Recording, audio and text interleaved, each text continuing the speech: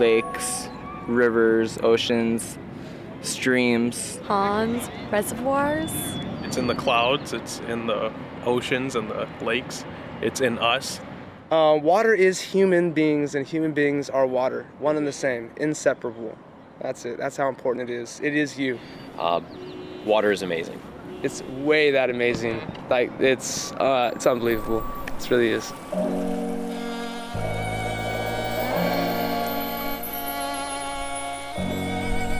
All we have is what you see on this earth. It's all the water we're ever gonna have. And it just keeps getting recycled through the planet, right? From what I understand, as far as the water cycles, there's an evaporation process from which water... It evaporates into clouds, and the clouds comes out as rain or snow into the mountains, and then the water comes down, and then it starts all over again.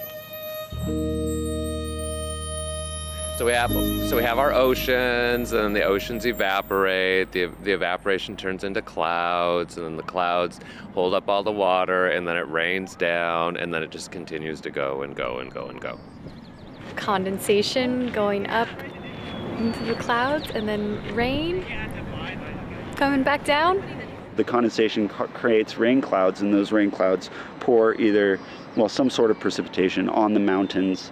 So all of our drinking water in this area, for the most part, comes from the mountains, way up in the Cascades. All of this water, of course, falls downhill into tributaries, which take it onto larger tributaries, which, sometimes are collected in reservoirs. So this is where our drinking water comes from, the mountains. It gets piped. Through pipes. Pipelines. Through pipelines. There's literally miles and miles and miles and miles and miles of piping that's all connected, moving water for us that we don't ever think about. Through pipes to our homes where we live. You turn on the faucet, you have fresh water, right? I use water to take baths, flush my toilet, cook, clean ourselves, to water our gardens. Washing myself and my dishes and my laundry. cook with it, drink it. How many gallons of water do you think each person uses per day? About 100. How'd you know that? I don't know. It's a really good guess. Yeah, about 100 to 150 gallons of water per person per day, in America at least. Not everyone in the country or the world uses that much.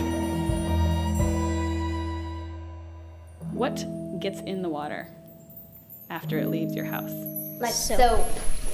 Laundry soap, dish soap, bleach, hand and body soap, body wash, shampoos, conditioners. And chemicals. That's our chemicals category. Germs. Here we call that bacteria. Bacteria? We get a lot of bacteria in our wastewater. It's in our bodies, it's on our bodies, it's everywhere. Pee, urine, poop, anything that I put into the system is going to go into the system. Food and poop. Poop is part of the cycle, And we call this category organics.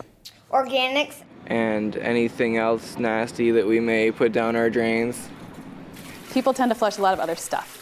Paper towels, to flushable wipes, to feminine products, contraceptives, hair, Q-tips, cotton balls, a lot of stuff.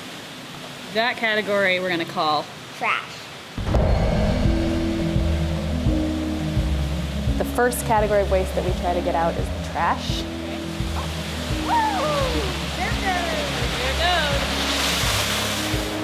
So much trash. So much trash.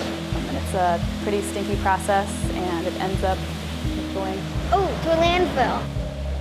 And the second process is where we empty the water into large, deep tanks. We use a very advanced form of technology called gravity. Have you heard of that? If you let it sit, the things that are light go up to the top, The things that are heavy go down. and the fresh water stays in the middle. So we're able to remove about 50%, about half the solid stuff in the water just from letting it sit for 6 hours. They move it on to the next step. Bacteria, hot tub. We're standing on the bacteria hot tub now.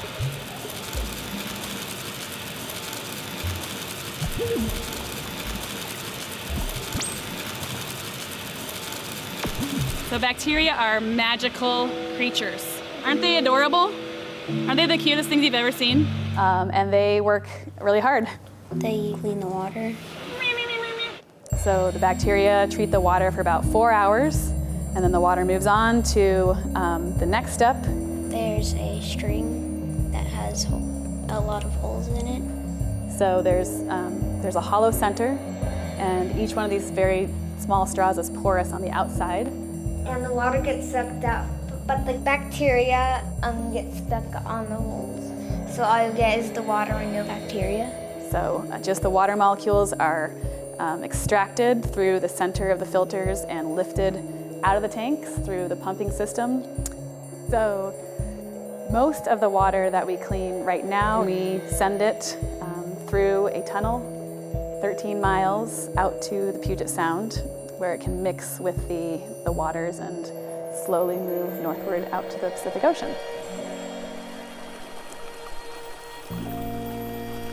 Goes through this long process to get it as clean as we can make it before it goes back into the water cycle.